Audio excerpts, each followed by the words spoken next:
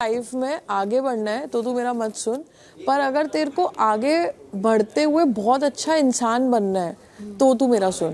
तो ये दोनों चीजों में फर्क होता है। अगर ये बनना है प्रणीत जो चाहे जब भी बोलो तो तू वो माय गॉड। और अगर तेरे को तान्या मित्तल बनना है कि हाँ अपने पेरेंट्स के संस्कार और अपनी फैमिली वो भी वैल्यूज होने चाहिए तो तू तान्या बन। अच्छा ठीक है, मैं तुझे एग्जांपल दे रहा हूँ। ठीक है चलो, ये तुम दोनों को बोल रहा हूँ मैं। ठीक है, अभी ये जो बात कर रही, ठीक है, अगर संस्कार या मम्मी डैडी की बातें ये तब आती है जब तुम ये सोचते हो कि मम्मी डैडी भी सोच रहे हैं और मैं भी सोच रहा हूँ वो सेम है।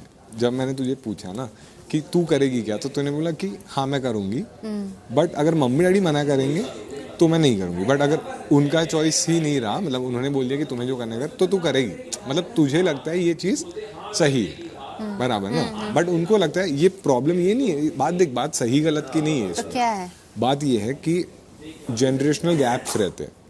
5 साल में एक जनरेशन चेंज होता है। अरे जनरेशन गैप है मोरे। तो अब ये जैसे कि जब एक पॉइंट पे ऐसा था कि जीन्स पहनना लड़कियों ने संस्कारी नहीं माना जाता था। हाँ, बराबर। हाँ। अभी तो सब पहनते हैं, सब कॉमन हो। तो क्या वो जो सोच रहे थे वो गलत है या आप जो कर रहे हो गलत है? नहीं। तो समझ रही है, जैसे अभी शायद बिकिनी पहनना कुछ लोग गलत मान रहे हैं, हाँ। बट वो गलत नहीं है, उनकी वो सोच है, क्योंकि उन्होंने वो लाइफ जी है। तो ये मॉरल्स की बात है कि ऐसा जरूरी नहीं है कि अगर तुमने ये चीज की तो तुम संस्कारी नहीं। बिल्कुल। तो जब नहीं, तुम सही बोल रहे हो, तुम सही बोल रहे गवर्नमेंट हो। तुम्हें इलेक्शन का हक इसीलिए देता है 18 साल के बाद वोटिंग का, क्योंकि उनको समझ गया कि तुम मैच्योर हो गया, तुम खुद के डिसीजन ले सकते हो। हम उस लूप में बहुत फंस जाते हैं कि मम्मी डैडी जो सोच रहे हैं वो सही ही है। अगर तुम उनसे कॉन्वर्सेशन कर सकते हो, अगर तुमने बोल दिया कि मैं ये ऑफर आया मुझे, मैं ये चीज़ करना चाहती हूँ, और वो बोलते कि नहीं करनी चाहिए, तो तुमने फिर उनसे बात करनी चाहिए कि आपको क्यों ऐसा लगता है और मुझे ये चीज़ क्यों सही लगती है। अगर वो बहुत ही एडमेंट है कि यही चीज़ सही है, देखो, तो फिर वो कॉन्वर्सेशन पर नहीं। मेरे को ऐसा लगता है कि कोई भी माता पिता या कोई भी परिवार कपड़ों को संस्कारों को बांधते नहीं है, है ना। ये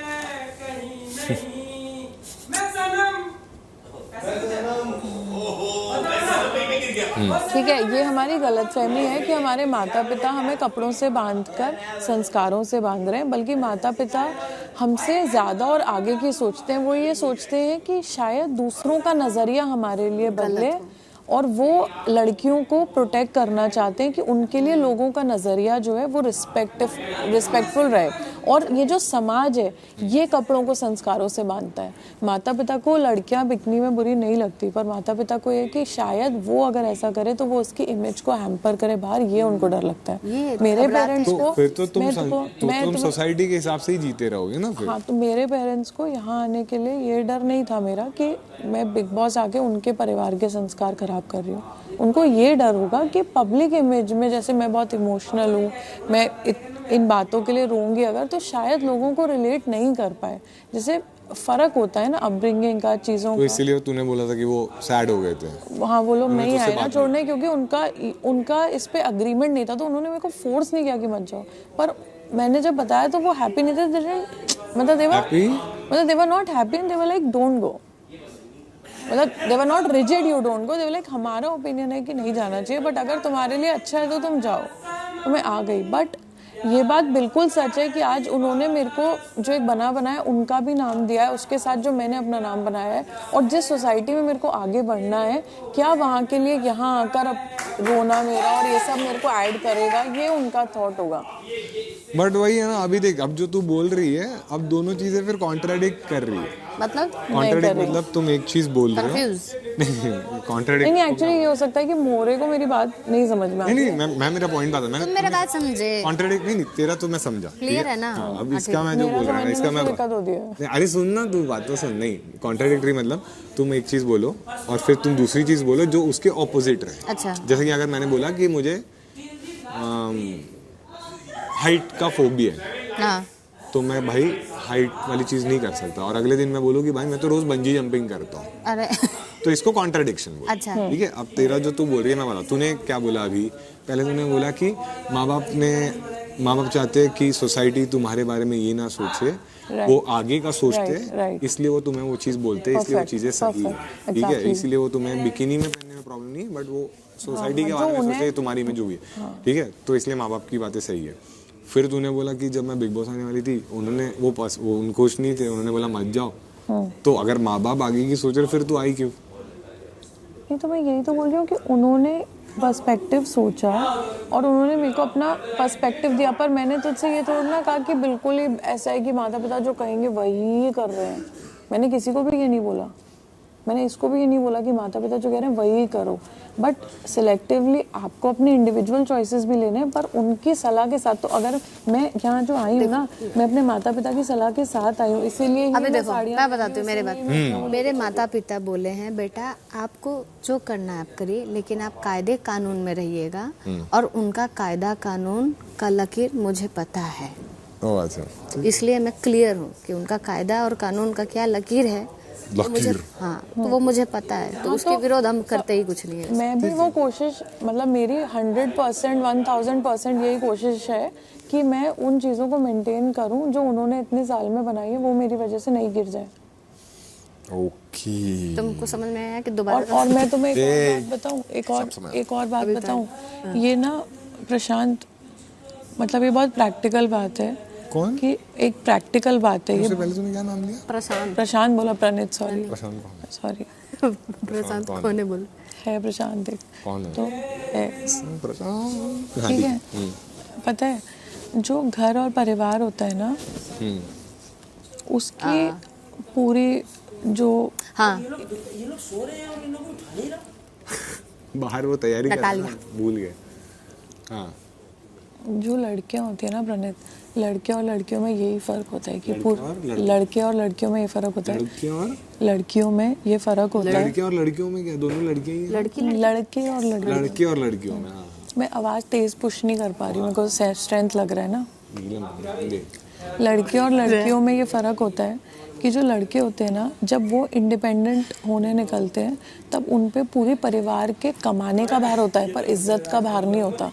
तो वो छोटा बड़ा कोई भी काम भी कर सकते हैं, पर जब लड़कियां बाहर निकलती है ना, तो उन पे पूरे परिवार की इज्जत का भार भी होता है। तो वो सिर्फ इंडिपेंडेंट नहीं होती, वो परिवार की इज्जत लेके भी निकलती है। ठीक है, आज तुम यहाँ 4 गाली देकर जाओगे ना लड़के, तो तुम्हारे लिए बाहर जाके कोई ये नहीं बोलेगा तुम्हारे पेरेंट्स की कि तुम्हारा बेटा गाली देता है। पर मैं जाके 5 गाली दूंगी ना, तो मेरे परिवार से 50 लोग फोन करके वहीं की वहीं बोलेंगे तुम्हारी बेटियां गाली देती है।